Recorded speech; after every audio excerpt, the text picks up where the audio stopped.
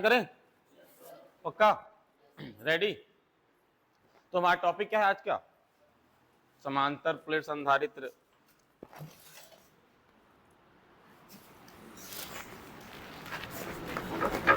समांतर प्लेट संधारित्र, parallel plate condenser. Condenser पढ़ाया हूं मैं, है कि नहीं?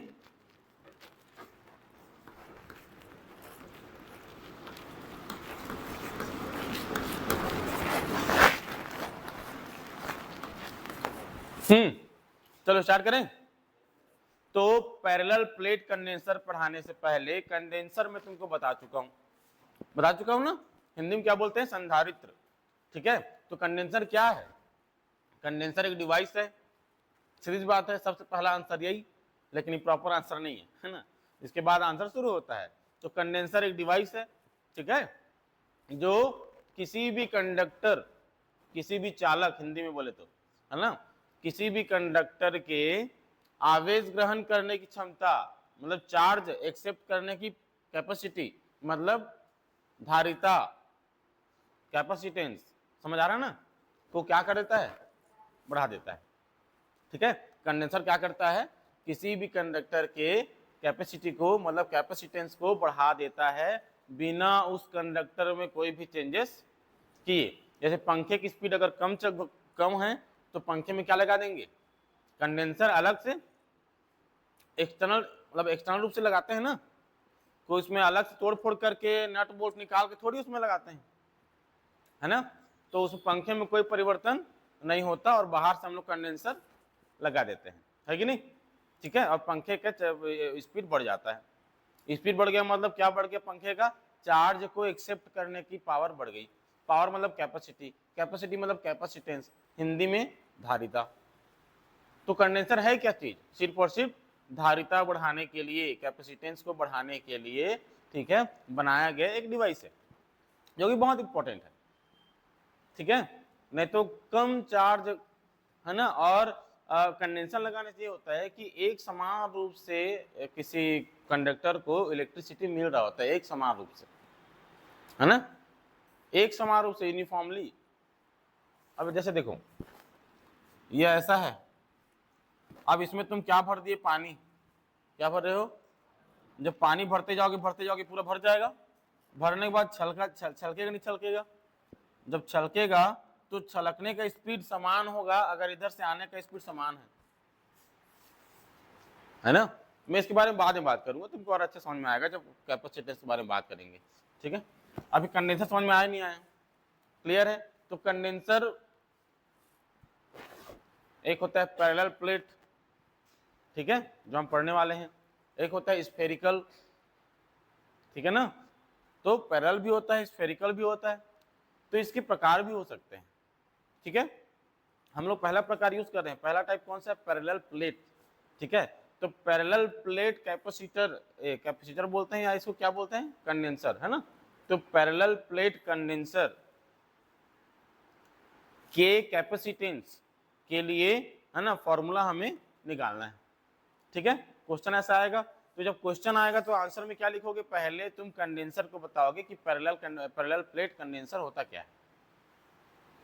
क्या लिखोगे? सेम ऐसे लिखोगे, है ना, कि पैरेलल प्लेट कंडेंसर वो एक डिवाइस होता है जो किसी भी कंडक्टर के कैपेसिटेंस को बढ़ा देता है बिना उसके कंडक्टर में बिना कोई, है ना, हाँ, चेंज करे, मतलब कि ना उसका शेप में ना साइज में कोई चेंजेस नहीं करेगा और उसके कैपेसिटेंस को बढ़ा देगा। समझ गए?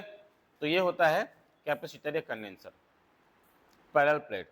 अब ये कैसा हो सकता है? जो उसका प्लेट है वो ऐसा सर्कुलर भी हो सकता है, ऐसा जो प्लेट है वो, ठीक है, और दूसरा और क्या हो सकता है? प्लेन भी हो सकता है, पैरेलल भी हो सकता है। देखो, चाहे उसका शेप ऐसा हो, क्यूब क्या बोलते हैं उसको? वर्ग क्या बोलते हैं? स्क्वायर। तो स्क्वायर शेप में हो प्लेट, चाहे सर्कुलर हो, क्या फर्क पड़ना है? पैरेलल होना चाहिए। सही बात है कि नहीं? तो ऐसा कंडीशन उसमें हो सकते हैं। बस इतना जानकारी काफी है। इतना लिखने के बाद हम लोग शुरू करेंगे ये कंडेंसर। ठीक है, तो फॉर्मूला की उत्पत्ति करें। ये लो। तो अब क्वेश्चन की मांग क्या है उसके हिसाब से क्या होता है, थ्योरी होता है, पता है ना। तो क्वेश्चन है पैरेलल प्लेट संधारित्र, तो पहले हम संधारित्र मतलब कंडेंसर, तो कंडेंसर के बारे में थोड़ा हमको यहाँ पे बताना पड़ेगा डायग्राम में, ठीक है। तो बना लो, पैरेलल प्लेट है तो एक इसमें दो प्लेट लोगे। मैं तुमको थ्योरी पहले बता चुका हूँ ना, ऐसे ऐसे खींच के कि मान लो कोई प्लेट ए है, ठीक है, मान लिए कोई कंडक्टिंग प्लेट है ना, चालक प्लेट ए है, जब इसे plus Q charge plus Q charge देते हैं तो चार्ज इसके सरफेस पर यूनिफॉर्मली डिस्ट्रीब्यूट हो जाता है, एक समान रूप से वितरित हो जाता है, समझे नहीं समझे। और चार्ज एक समान रूप से वितरित होता है किसी भी कंडक्टर पर, ठीक है। तो फिर मान लो इस चालक प्लेट का मतलब कंडक्टिंग प्लेट का चार्ज डेंसिटी क्या होगा, सिग्मा होगा कि लेमडा होगा कि रो होगा, है सिग्मा होगा ना, क्योंकि सिग्मा क्या है,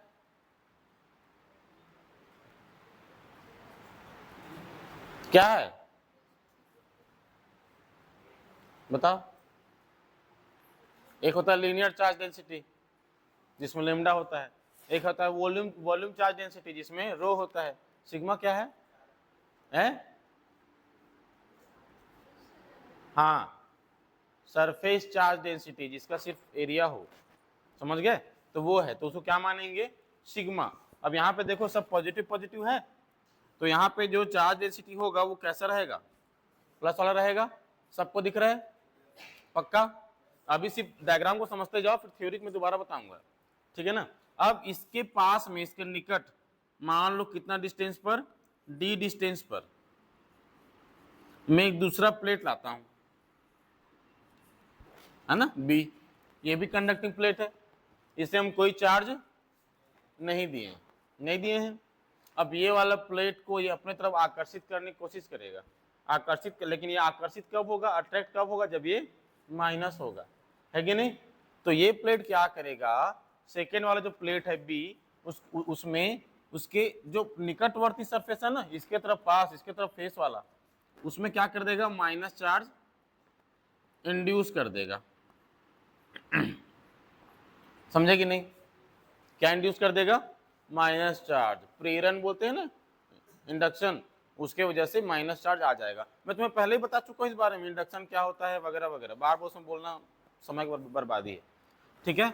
और इस माइनस के वजह से इसके दूसरे तरफ के सरफेस पर क्या आ जाएगा,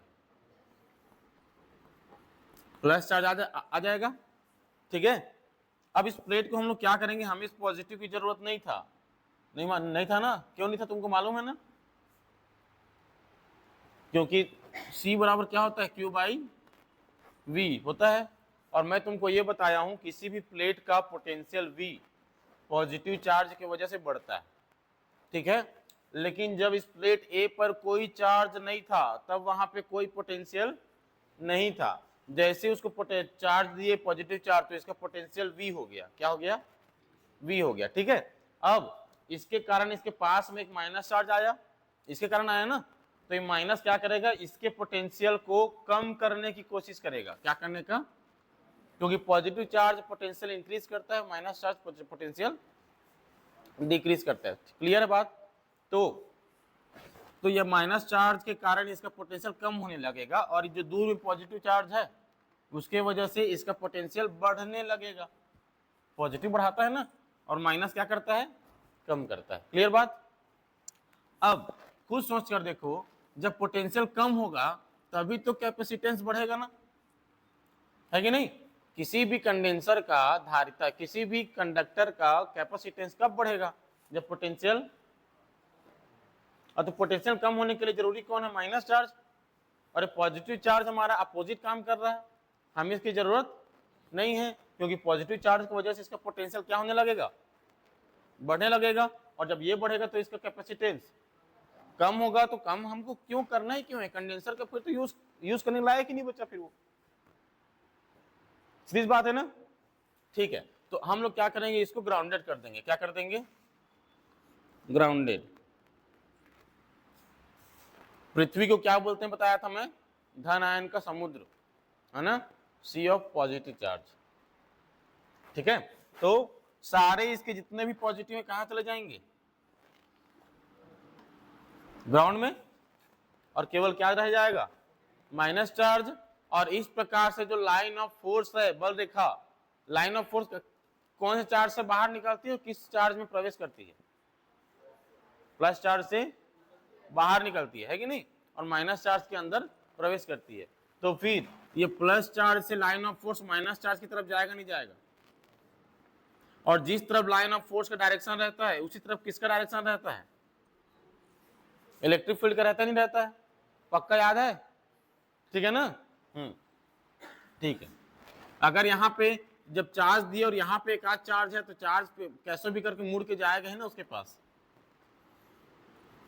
है ना, ठीक है। हाँ, अब देखो इसका मतलब ये हुआ कि इलेक्ट्रिक फील्ड का डायरेक्शन किधर हो गया, इस साइड। तो इसके अंदर में प्लेट ए और बी के बीच में इलेक्ट्रिक फील्ड लग रहा है, लाइन ऑफ फोर्स दिख रहा है ना, मतलब इलेक्ट्रिक फील्ड लग रहा है, और इलेक्ट्रिक फील्ड लग रहा है इसका मतलब कोई ना कोई फॉर्मूला होगा इलेक्ट्रिक फील्ड का। बात क्लियर है, समझ आ रहा है तेरे, नहीं आ रहा है ना, जरूर बोल रहा है, दिल्ली आता है जरूर बोल रहे हैं ना, दिल्ली नहीं आता ना, ये कहां समझ में आ गया, दिल्ली नहीं आएगा तो, क्योंकि मैं जो आज पढ़ा रहा हूं उसके बारे में कल बता चुका हूं ना, उसके बेसिक्स कुछ कुछ नहीं पता तुम लोग को, बताया हूं कि नहीं, तुमको पता हो चाहे ना हो, मैं बताया हूं ना। तो जिन लोग ध्यान से मुझे सुने हैं उनको आता है, और अगर तुम क्लास नहीं आते हो तो यूट्यूब वीडियो में सब्सक्राइब करो, फॉलो करो, घर में वीडियो देखो, तुम्हारे लिए तो वीडियो बना रहा हूं, ताकि कुछ छूटे ना, ठीक है। तो ये हो गया, ठीक है।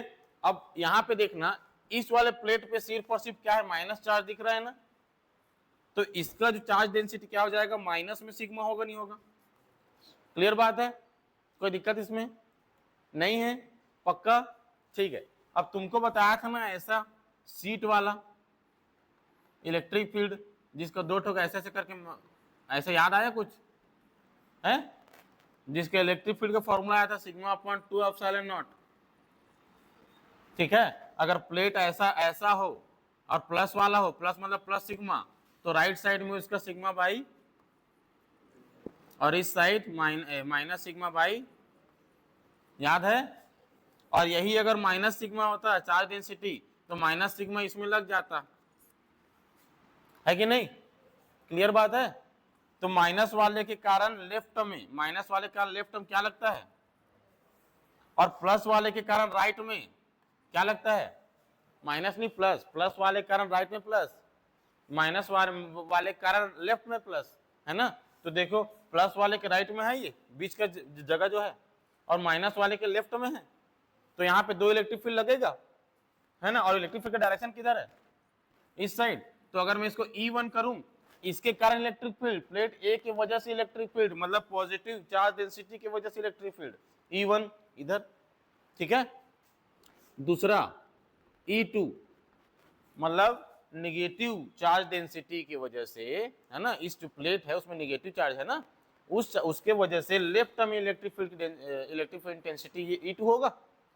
और यहाँ एरो बना हुआ है, तुम देख रहे हो इलेक्ट्रिक फील्ड का डायरेक्शन किधर है, प्लस से माइनस की तरफ। तो E1 और E2 दोनों का डायरेक्शन किधर होगा, सेम होगा ना, एक ही तरफ। बात क्लियर है, पक्का, ठीक है। मान लो इसके बीच कुछ भरा हुआ है, इसके बीच में कोई कुछ भरा हुआ है जिसका परावैद्युतांक K है, जिसका परावैद्युतांक क्या बोलते हैं इंग्लिश में, डाइलेक्ट्रिक मटेरियल। डाइलेक्ट्रिक मटेरियल बीच में कुछ भरा होगा जिसका डाइलेक्ट्रिक कांस्टेंट क्या है, K, क्या है, K। अगर कुछ भी चीज बीच में आता है, दो जगह जहां से करंट फ्लो हो रहा है या फिर जहां से लाइन ऑफ फोर्स जा रहा है दूसरे की तरफ, उसके बीच में अगर कुछ भी चीज आया तो वो लाइन ऑफ फोर्स के रास्ते में रुकावट पैदा करेगा, करेगा नहीं करेगा, तो रुकावट पैदा करेगा, मतलब इलेक्ट्रिक फील्ड का जो पावर था उस पावर को थोड़ा सा क्या करने का प्रयास करेगा, कम करने का प्रयास करेगा। इसका मतलब इलेक्ट्रिक फील्ड E और डाइलेक्ट्रिक कांस्टेंट के दोनों एक दूसरे के एंटी प्रोपोर्शनल है कि नहीं? अगर के का वैल्यू बढ़ता है मतलब डाइलेक्ट्रिक कांस्टेंट जो बीच में भरा हुआ है मटेरियल उसका वैल्यू बढ़ता है तो लाइन ऑफ फोर्स को जाने नहीं देगा तो ई का वैल्यू कम हो जाएगा, है कि नहीं? तो दोनों एक दूसरे प्रोपोर्शनल है ना। तो इलेक्ट्रिक फील्ड का जो फॉर्मूला तुम यहाँ पे देख रहे हो उसमें इसके साथ क्या लग जाता है, एक तो के लग जाता है अगर बीच में डाइलेक्ट्रिक कांस्टेंट है तो। क्लियर बात है? नहीं आ रहा समझ में? पक्का? मैं समझा, अभी हम लोग स्टार्ट भी नहीं किए हैं, अभी तुमको सिर्फ समझा रहा हूं मैं, ठीक है? अभी स्टार्ट करेंगे, तुमको समझ में आए मेरा वो पहला प्राथमिकता है मेरा, ठीक है? अभी तक क्लियर है कि नहीं? इधर और जमाई ले रही है, नींद आ रहा है? मैं बताया था ना जमाई क्यों आता है, बताया था ना? बताया था नहीं बताया था? हमारे दिमाग में ऑक्सीजन की सप्लाई कम हो जाता है, किसमें? माइंड में। और जब माइंड में ऑक्सीजन का सप्लाई कम हो जाता है तो माइंड क्या करता है, इंडिकेशन भेजता है बॉडी को कि बहुत ज़्यादा ऑक्सीजन की ज़रूरत है। तो फिर जब जमाई आता है तो अपने आप आता है, उसको रोकने का प्रयास करोगे तो नाक बड़ा हो जाएगा, होता है नहीं होता है? क्योंकि वो नहीं रुकता, क्योंकि ऑक्सीजन जाना ही जाना है। तो बहुत ज़्यादा मात्रा में आप ऑक्सीजन को अंदर इनहेल करते हैं, ठीक है? तब जाकर तुम संतुष्ट होते हैं और मस्तिष्क संतुष्ट हो जाता है। जब मस्तिष्क संतुष्ट होता है तो थोड़ा सा नींद लगता है, शांत हो गया, है कि नहीं? चलो ठीक है, अब अगली बार जब वहाँ आए तो फिर मेरे मत बोलते रहना कि सर ऑक्सीजन की कमी थी, आप तो नींद आ रहा है ऐसा सोच रहे हैं हमारे बारे में। ऐसा नहीं है, कभी कभी नींद आता है तो भी लगता है। चलो ठीक है, समझ गए? अब मैं प्रॉपर रूप से चल रहा हूँ आगे। तुमको याद है पहला वाला मैं अच्छे समझाता हूँ, उसके बाद वाला मैं फास्ट चलूंगा, सीधा सीधा ऐसी होगा वैसी होगा करके निकल जाऊंगा मैं। ध्यान से देख लो बस। तो हम पढ़े पैरेलल प्लेट कंडेंसर, और कंडेंसर बता चुका हूँ एक ऐसा डिवाइस है जो किसी भी कंडक्टर के साथ एक्सटर्नल रूप से लगाने पर उस कंडक्टर का, है ना, कैपेसिटेंस को बढ़ा देता है, मतलब चार्ज को एक्सेप्ट करने की कैपेसिटी को बढ़ा देता है। ये काम करने वाले को कंडेंसर कहते हैं। कंडेंसर के प्रकार होते हैं parallel plate condenser, spherical plate condenser, ऐसे उसके टाइप्स होते हैं। हम पहला टाइप पढ़ रहे हैं पैरेलल प्लेट कंडेंसर। जो टाइप तुम्हारी किताब में नहीं होगा वो हम नहीं पढ़ेंगे, तो शायद स्फेरिकल वाला नहीं होगा, मुझे ऐसा अंदाजा लग रहा है, क्योंकि ये सन 2014-15 से 15-16 से, है ना, इसको हटा दिया गया था, क्योंकि मैं 2013 से पढ़ा रहा हूँ 12th, तो मुझे जितना याद है स्फेरिकल वाले को हटा दिया गया था। अगर होगा तो पढ़ा देंगे, ठीक है ना? क्लियर बात है? तो ये पढ़ रहे हैं। अब पैरेलल प्लेट कंडेंसर पढ़ना है तो पैरेलल प्लेट के बारे में पहले बात करना पड़ेगा, ठीक है? और हमको कैपेसिटेंस को बढ़ाना है, तो कैपेसिटेंस बढ़ाने वाला मैं तुमको पढ़ाया हूं ना, कंडेंसर का प्रिंसिपल ऑफ कैपेसिटर, सिद्धांत पढ़ाया हूं ना। और अभी जो बताया, जो अभी तक बताया हूं वही सिद्धांत है, ठीक है? इसके पहले भी सिद्धांत को मैं सॉल्व करा चुका हूं। तो ये हो गया प्लेट ए प्लेट बी। तो हम कैसे करेंगे? माना कोई प्लेट ए है जिसे प्लस क्यू चार्ज देने पर चार्ज उसके सरफेस पर एक समान रूप से वितरित हो जाता है ना, यूनिफॉर्मली डिस्ट्रीब्यूट हो जाता है, ठीक है?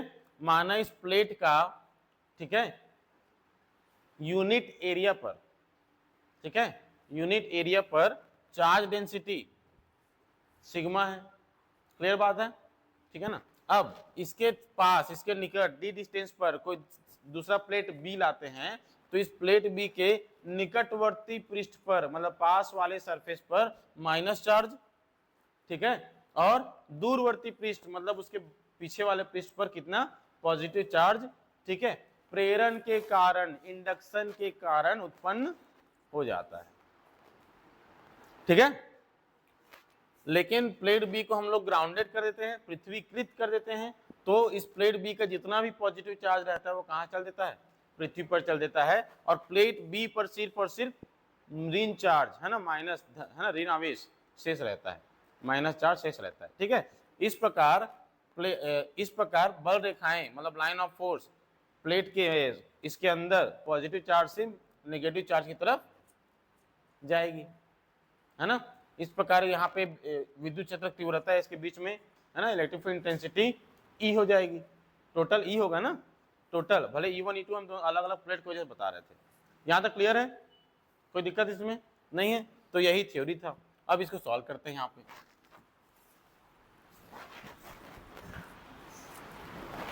अब देखो, यहाँ प्लेट ए है, तो प्लेट ए के वजह से, है ना, प्लेट ए के कारण या प्लेट ए में जो चार्ज डेंसिटी है positive charge density plus sigma के कारण इलेक्ट्रिक फील्ड इंटेंसिटी E1, ठीक है। तो यहाँ लिखेंगे अतः प्लेट ए, ठीक है, प्लेट ए मतलब प्लस सिग्मा चार्ज डेंसिटी है ना के कारण electric field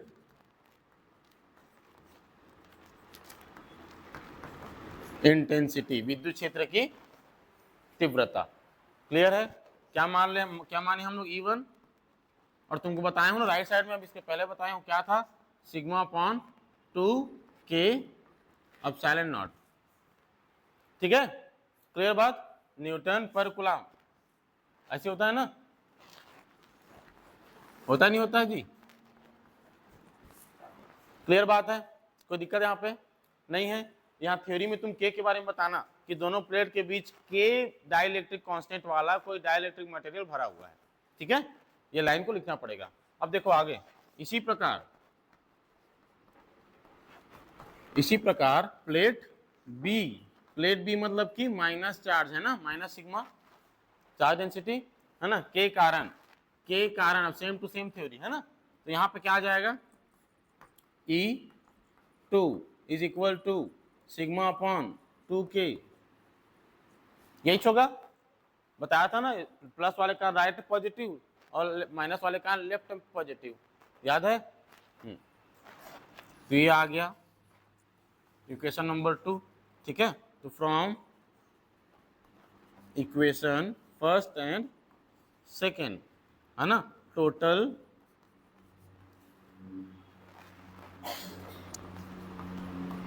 electric field intensity,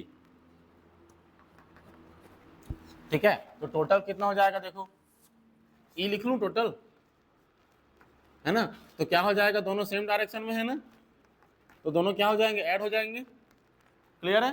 तो दोनों वैल्यू मैं यहाँ पर रख रहा हूँ, sigma upon 2k epsilon not plus sigma upon 2k, और दोनों जुड़ेगा, ये कितना है देखो, 1/2 मतलब आधा धन प्लस आधा एक हो जाएगा, मतलब sigma upon k epsilon not, यही होगा नहीं होगा? सही बात है? क्लियर? किसी कुछ परेशानी यहां तक नहीं है? पक्का श्योर? ठीक है। तो ये हो गया इक्वेशन नंबर 3। हमको क्या निकालना है, कैपेसिटेंस, पैरेलल प्लेट कंडेंसर के कैपेसिटेंस के लिए फॉर्मूला निकालना है, और कैपेसिटेंस मैं तुमको पहले बता चुका हूं, C = Q/V होता है, बता चुका हूं ना कैपेसिटेंस, बताया नहीं बताया हूं? और यूनिट बताया था, उसका यूनिट भी बताया था, और डायमेंशन भी निकाल के दिखाया था, ठीक है। हाँ, तो ये हो गया E = σ/K एप्सिलॉन नॉट। अब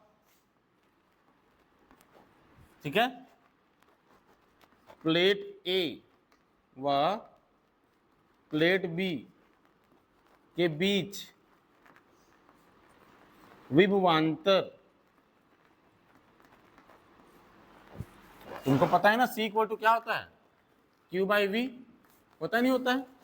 तो C निकालने के लिए हमारा मेन फोकस किधर होना चाहिए, V निकालने की तरफ, ठीक है। तो V की तरफ जा रहा हूं।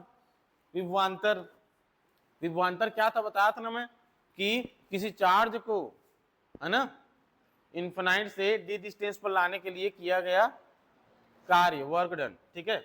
अब यहाँ पे इन्फिनाइट है नहीं, सिर्फ इलेक्ट्रिक फील्ड यहाँ से यहाँ तक है, तो किसी चार्ज को प्लेट बी से ए तक ले जाएंगे, कहाँ से कहाँ तक, बी से ए तक। तो बी से ए तक जाने के लिए बी का जो विभव होगा उसको ज्यादा होना चाहिए, ए का विभव कम होगा, तब पोटेंशियल, तभी तो ट्रांसफर होगा ना चार्ज। लेकिन अगर ट्रांसफर नहीं हो रहा है तो तुमको वर्क करना पड़ेगा, ठीक है। और तुम जो वर्क करोगे वही क्या कहलाएगा, पोटेंशियल। तो इसका पोटेंशियल मान लो VB है, इसका पोटेंशियल VA है, दोनों बीच का पोटेंशियल डिफरेंस क्या हो जाएगा, VB माइनस VA, होगा नहीं होगा, VB माइनस, इसको विभवांतर को मैं V बोल रहा हूं, जिसको हम बोल रहे हैं VB माइनस VA, ठीक है। और इसका तुम जानते हो हम लोग क्या करते हैं, इंटीग्रेशन करते हैं, ना, कहां से कहां तक, यहां पे देखो इन्फिनाइट से डी तक करते थे, लेकिन यहां पर हम यहां से स्टार्ट होकर यहां तक आएंगे, तो ये वाला डिस्टेंस 0, और यहां से यहां तक जाएगा, फिर कितना चल देगा D, तो 0 से डी, तो 0 से डी, और ये वर्क डन ही होता है, तो वर्क डन क्या हो जाएगा, F into D X, F मतलब E into D X, E into D X. ये समझ नहीं आया ना तुम लोग को?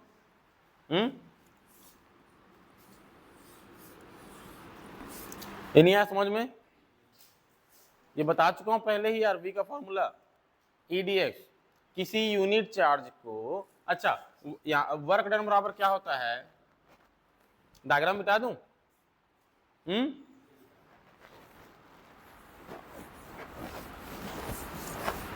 तुम लोग नहीं पढ़ के आते हो ना, इसलिए मुझे ज्यादा मेहनत करना पड़ता है, एक एक चीज को समझाना पड़ता है फालतू फालतू का। जो चीज मैं तुमको बता चुका हूं पहले, वो चीज को मुझे दोबारा बताना पड़ता है। वर्क डन कितना होता है, फोर्स इंटू डिस्प्लेसमेंट, तो डी डब्ल्यू छोटा सा काम करेंगे तो एफ इंटू डी, इसको छोटा सा डिस्टेंस डी एक्स। किसी इलेक्ट्रिक फील्ड में कोई यूनिट कोई चार्ज को रखते हैं तो उस पर लगने वाला फोर्स क्या होता है, क्यू वी, तो इसको यहाँ पे रख दोगे तो वर्क डन कितना हो जाएगा, क्यू वी डी एक्स। अगर क्यू यूनिट चार्ज है तो क्यू का वैल्यू कितना हो जाएगा, 1 कूलम, तो डी, और इसी को पोटेंशियल बोलते हैं डीवी, है ना, और ये हो जाएगा ई डी एक्स, होगा नहीं होगा, होगा। और जब ये छोटा सा जो डी एक्स है ना, डी एक्स मतलब इधर से चार्ज को इधर लाए, कितना ले आए, डी एक्स ले आए, उसके लिए ये पोटेंशियल है। अब टोटल पोटेंशियल निकालेंगे, है ना, तो ये ऐसा हो जाएगा समाकलन।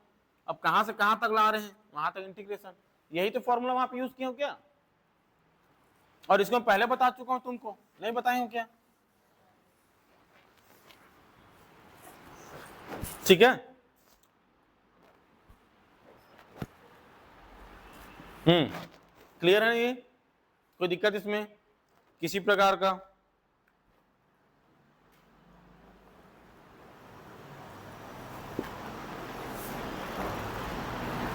ठीक है, V B minus V A, तो अच्छा यहां माइनस आएगा ना, माइनस आएगा नहीं आएगा, इसको ऐसे ऐसे किए रहो, V B minus V A, वही है। और यहाँ माइनस क्यों आता है, क्योंकि हम यूनिट चार्ज को पकड़कर प्लेट बी से ए की तरफ ले जा रहे हैं, और इलेक्ट्रिक फील्ड का डायरेक्शन ए से बी की तरफ था, याद है कि नहीं, इसलिए माइनस। अच्छा इसको अगर पलटा दूंगा, V A minus V B कर दूंगा, है ना, तो ये प्लस हो जाएगा ना, है कि नहीं?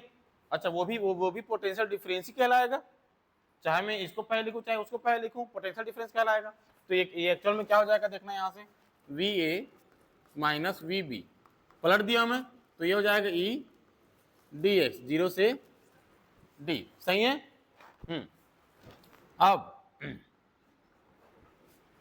अब देखो 0 से डी, ई का वैल्यू कहाँ है, देखो वो देखो सिग्मा बाई के एप्सिलॉन नॉट, उसको यहाँ पे रखेंगे सिग्मा अपॉन के एप्सिलॉन नॉट, यहाँ पे क्या आ जाएगा, डी एक्स। तो यहाँ पे कोई वेरिएबल है क्या, डी के बाद अगर एक्स लिखा है तो एक्स यहाँ पे कुछ है क्या, तो वेरिएबल नहीं है, पूरा पूरा कांस्टेंट बाहर निकाल लेंगे, है ना, और डी एक्स क्या हो जाएगा, डी डी होगा, और लिमिट क्या है 0 से डी, तो एक बार डी रखेंगे माइनस एक बार, तो 0 को लिखने की जरूरत नहीं है, सीधा सीधा आंसर क्या आ जाएगा, सिग्मा डी अपॉन के एप्सिलॉन नॉट, यही पोटेंशियल है, समझे कि नहीं, कोई दिक्कत इसमें, बोलो, कोई परेशानी नहीं है, ठीक है। अब मिटा रहा हूं ना इधर, समझ आ रहा है कि नहीं आ रहा है, तो जोर से बोलो ना फिर, आ रहा है कि नहीं? हाँ अब यहां पे देखना, charge density is equal to charge upon, ये एरिया वाला है तो क्या आ जाएगा, एरिया, ठीक है। तो ये एरिया क्या है, माना किसका एरिया है, ये प्लेट का क्षेत्रफल, मतलब एरिया कितना है, ए है, तो वो यूज किया हूं मैं, तो sigma is equal to Q upon A होता है, तो इस वैल्यू को क्या करेंगे, यहाँ पे लाकर रख देंगे इसमें, सही है कि नहीं।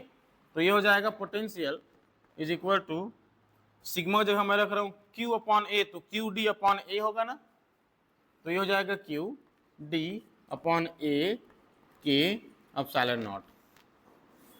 सही है कि नहीं? कोई दिक्कत यहां तक नहीं है? हमको क्या निकालना है? कैपेसिटेंस, धारिता, है ना। चूंकि कैपेसिटेंस क्या होता है? C is equal to Q upon V होता है ना। तो इस V के वैल्यू को उठाकर कहाँ रख देंगे? इसमें। तो क्या हो जाएगा देखना, C is equal to Q upon V का वैल्यू यहाँ से QD और अपॉन में A के एप्सिलॉन नॉट। ठीक है, Q और Q कटेगा और ये पलट कर कहाँ चल देगा? ऊपर। तो क्या आ जाएगा? C is equal to A के एप्सिलॉन नॉट। ठीक है, और अपॉन में क्या बचा हुआ है? D। यूनिट क्या था? Farad, capital F। ठीक है, समझे नहीं समझे? तो ये आगे क्या आंसर नीचे लिखोगे, यही ऐसे करके, यही समांतर प्लेट है ना, पैरेलल प्लेट कंडेंसर के कैपेसिटेंस का फॉर्मूला है। समझ गए? कोई दिक्कत यहाँ तक किसी प्रकार का? एग्जाम में आया तो बन जाएगा कि नहीं बनेगा? जब भी ये हो जाए उसके बाद इसका ना वो लिखना, डिपेंडेंसी। डिपेंडेंसी मतलब कि जो कैपेसिटेंस है C, है ना, वो किन किन चीजों पर डिपेंड कर रहा है। तो फोटो खींच रहा है यार। हाँ, निर्भरता। अब देखो, कभी भी जब हम डिपेंडेंसी बताते हैं ना, तो कैसे बताते हैं? हमेशा इसके वैल्यू को ज्यादा करना है, मतलब C के वैल्यू को ज्यादा होने के लिए। ठीक है, C के वैल्यू को ज्यादा होने के लिए अगर मैं ऐसी नॉर्मल भाषा में लिख दूं कि C मतलब कैपेसिटेंस, है ना, के मान में वृद्धि, है ना, के लिए, अगर उसके वैल्यू को हम लोग क्या कर रहे हैं? इंक्रीज कर दे रहे हैं, बढ़ा दे रहे हैं, तो क्या क्या करना पड़ेगा हमको? पहला पॉइंट, प्लेट का क्षेत्रफल ज्यादा होना चाहिए।